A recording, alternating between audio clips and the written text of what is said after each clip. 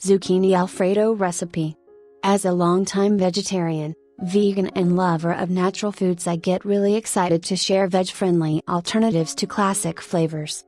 With this in mind, I'm turning to my recent exploration of the raw foods movement for guidance and offering up an easy, delicious and vegan-friendly alternative to fettuccine alfredo.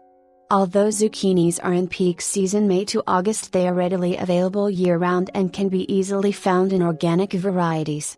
Cashews are a great source of healthy fat with a 0% cholesterol content and are supercharged with nutrients containing 5 grams of protein per ounce and high levels of iron, magnesium, phosphorus, zinc, copper and manganese.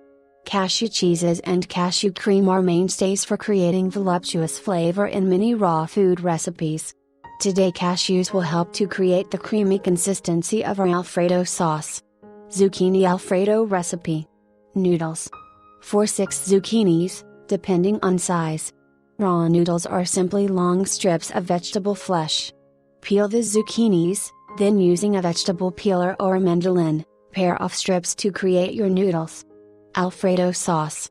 1 cup raw unsalted cashews, 3/4 cup water, -1 teaspoon agave nectar, 1/4 cup lemon juice, -1/2 teaspoon sea salt, couple big shakes garlic salt, couple big pinches of nutritional yeast.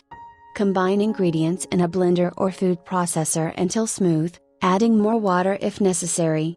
Plate zucchini noodles and top with cashew Alfredo sauce, garnishing creatively. Serves. For those of you who may not be familiar, nutritional yeast is a delicious product readily found in the bulk section of most health food stores. Known for its cheesy flavor and its high B vitamin content, it is a common vegan cooking staple. Similarly, agave nectar is a natural sweetener with low glycemic index, making it a great alternative to sugar.